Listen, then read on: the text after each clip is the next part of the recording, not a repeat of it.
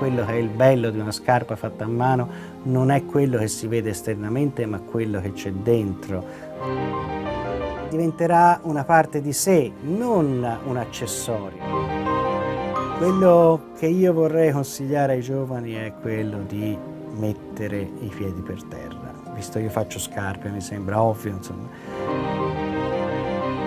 And the answer to the question of how important is the legacy to me is simple, but it's the very core of my daily job, and I need to remind myself about it so that I can ground myself around the concept of legacy.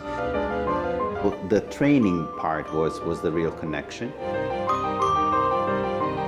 And we have full control over each single pair, which is, for me, it's crucial to delivering the quality that you promise and that you profess.